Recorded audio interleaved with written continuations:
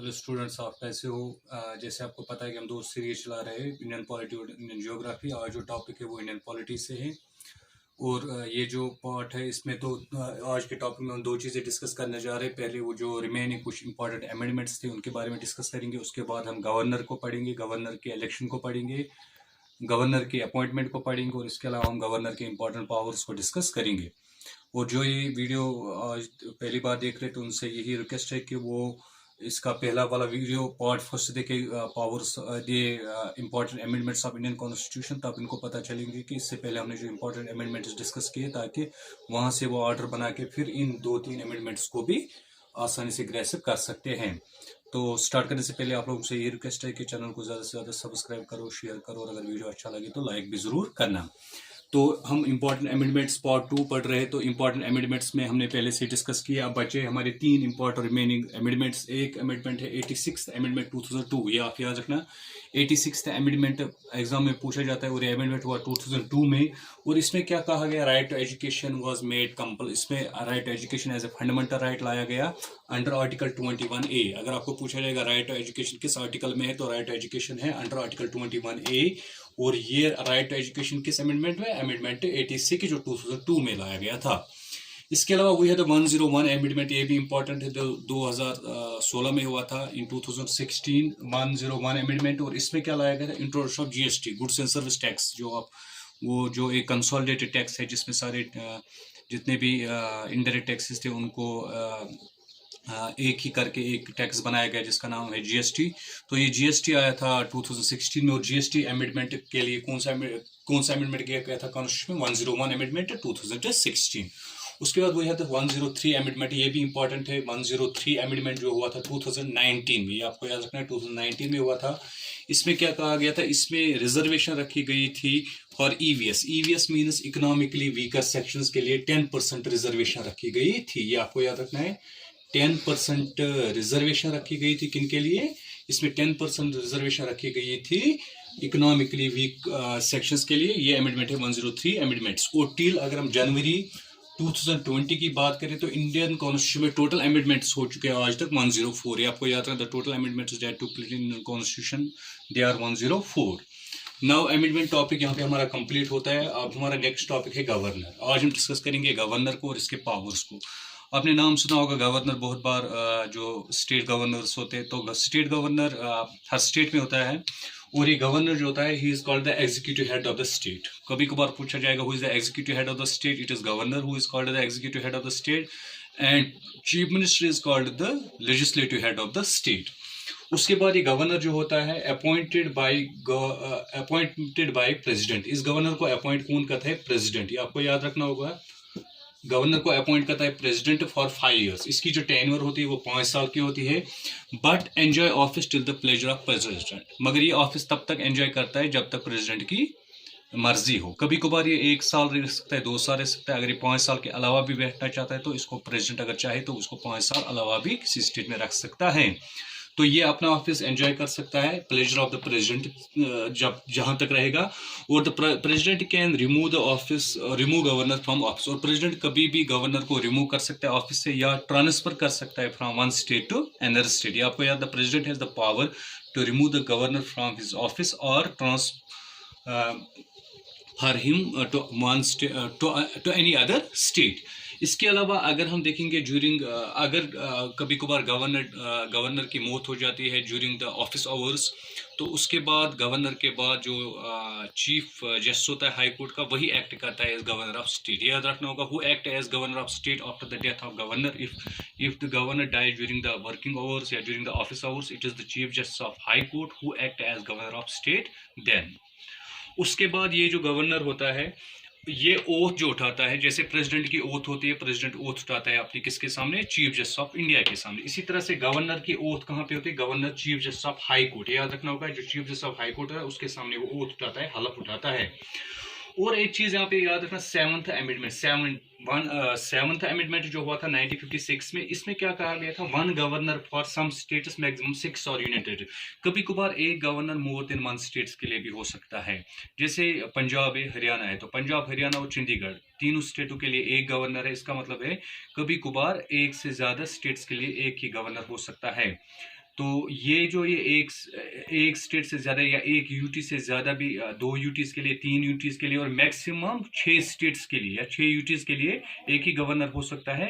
ये कब आया था? ये लाया गया था ये प्रोविजन 7th अमेंडमेंट जो हुआ था 1956 में। उसके बाद ये जो गवर्नर होता है, he is a link between centre and state. ये याद रखना, ये एक लिंक होता है सेंटर और स्टेट के दरमियान। कौन? गवर्नर। इसके बाद अगर हम क्वालिफिकेशन की बात करें, जैसे प्रेसिडेंट की क्वालिफिकेशन होती है वैसे गवर्नर की भी क्वालिफिकेशन होती है। ये सिटीजन ऑफ इंडिया होना चाहिए, इसकी एज मिनिमम 35 ईयर्स होनी चाहिए।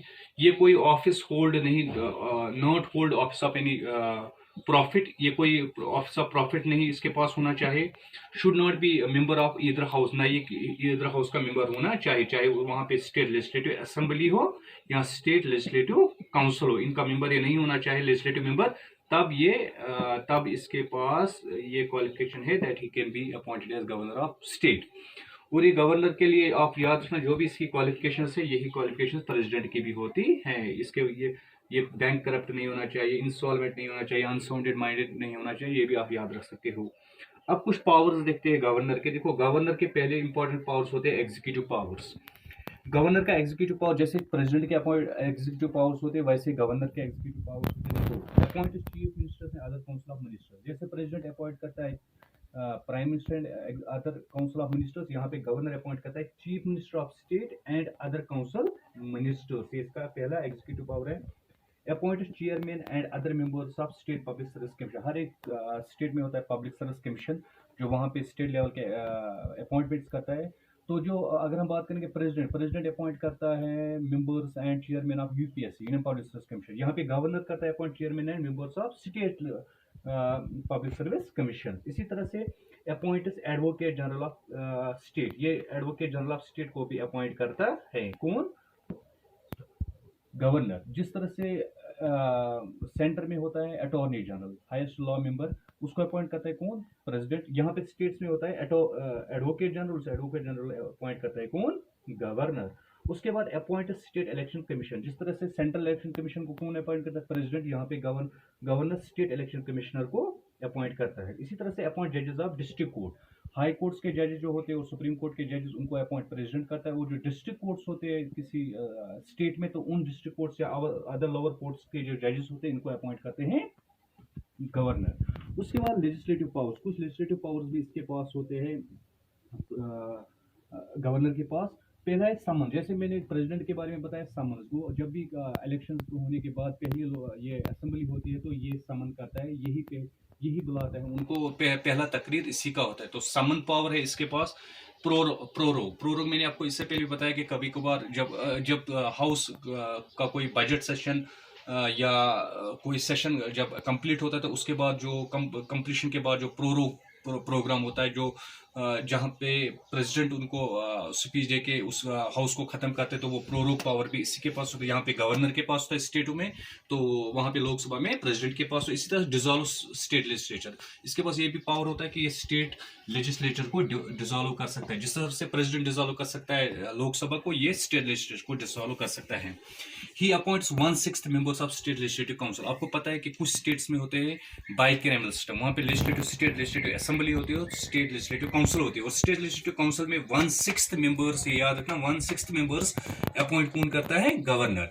और आप याद रखना कि JNK को छोड़ के, अब JNK में after the abrogation of article 370 अब यहाँ पे स्टेट लेजिस्लेटिव काउंसिल नहीं रहा, यहाँ पे अब स्टेट लेजिस्लेटिव असेंबली रही, तो और लद्दाख अलग यूटी हो गई। उसके बाद पहले तो 7 स्टेट्स में स्टेट लेजिस्लेटिव काउंसिल हुआ करता था, अब इंडिया में खाली 6 स्टेट। कभी how many states have state legislative council? Only 6 states in India have state legislative council. और उनके नाम भी मैं आपको बताऊंगा। आंध्र प्रदेश एक स्टेट है, कर्नाटका दूसरी स्टेट है, बिहार तीसरी स्टेट है, महाराष्ट्र 4th स्टेट है, तेलंगाना 5th स्टेट है और यूपी 6th स्टेट। ये वो 6 स्टेट्स है जिनके पास स्टेट लेजिस्लेटिव काउंसिल है। उसके बाद इसके पास यहाँ पे पावर है गिव एसेंट टू बिल, ये बिल को एसेंट देता है। वो इसका मतलब है कि ये बिल को पास करके लॉ बना सकता है। होल्ड द बिल, कभी कभार ये बिल को अपने पास होल्ड भी कर सकता है। कभी कभार send the bill for reconsideration, अगर उसको बिल में कुछ कमजोरी लगे तो ये वापस भेजता है हाउस को स्टेट लेजिस्लेटिव असेंबली को, ताकि वो उसको रिकंसिडर करे, या रिजर्व द बिल, ये याद रखना, he can reserve the bill for president's advice, या ये बिल को रिजर्व कर सकता है ताकि उस पे किसकी राय ले, प्रेसिडेंट की। तो ये इसके लेजिस्लेटिव पावर्स है। उसके बाद जुडिशियल पावर्स की अगर बात करें तो ये पता है आपको, ही अपॉइंट द जजेस ऑफ हाई डिस्ट्रिक्ट कोर्ट से अपॉइंट करता है जजेस of district courts. He can grant pardon, ये पार्डन भी दे सकता है, रिमिशन जो मैंने आपको पढ़ा है पहले से, पार्डन रिमिशन है, रेप्राइव, पार्डन रिमिशन है, रेप्राइव, जो मैंने पहले प्रेसिडेंट के पढ़ा है वो आपको यहाँ पे फिर से पढ़ाना है, पार्डन रिमिशन है, reprieve, but can not grant pardon in case of death sentence. मगर अगर स्टेट में किसी को डेथ सेंटेंस मिले, ये उसको सजा माफ नहीं कर सकते, वो प्रेसिडेंट के पास वो पावर होता है, यहाँ पे वो इसके पास पावर नहीं होता है। अब कुछ इंपॉर्टेंट ऑब्जेक्टिव्स आपके लिए आज डिस्कस होंगे। There are 24 high courts in India. आपको याद रखना है, इंडिया में टोटल हाई कोर्ट्स है 24, उसमें से 3 having control over more than 1 state. India में ऐसे 3 हाई कोर्ट्स है जो मोर देन एक स्टेट से ज्यादा है, मतलब किसी 2 स्टेट्स को एक ही हाई कोर्ट, या कभी कभार 3 स्टेट्स को एक ही हाई कोर्ट है। ऐसे इंडिया में 3 हाई कोर्ट्स है जो मोर देन एक स्टेट को कवर करता है। First high court India was establish in 1862। Hindustan में पहला हाई कोर्ट जो है वो एस्टैब्लिश हुआ 1862 में, और उसका नाम था बम्बई हाई कोर्ट। उसके बाद अब आप बात करेंगे उन 3 हाई कोर्ट्स की जो एक स्टेट से ज्यादा है, ज्यादा स्टेट इलाकों को कवर करता है, वो है पंजाब, चंडीगढ़ एंड हरियाणा। इन पंजाब, चंडीगढ़, हरियाणा, इनको एक ही हाई कोर्ट है। इसी तरह से केरला एंड लक्षद्वीप, इनको एक ही हाई कोर्ट है। इसी तरह से आसाम, नागालैंड, मिजोरम एंड अरुणाचल प्रदेश, तो इनको भी एक ही हाई कोर्ट। इस तरह से आपको याद रखना है 3 ऐसे हाई कोर्ट्स है जो मोर देन 1 स्टेट को है। तो इस तरह से हमने कंप्लीट किया आज गवर्नर को, कि गवर्नर के कितने पावर्स होते हैं, गवर्नर कैसे अपॉइंट किया जाता है, क्वालिफिकेशन, बाकी सारी चीजें। Hope you understand this. अच्छे से आप ग्रैस्प करोगे तो तब तक मैं नया वीडियो लेकर आऊंगा, या तो वो रिलेटेड होगा जियोग्राफी के या पॉलिटी के। थैंक्स।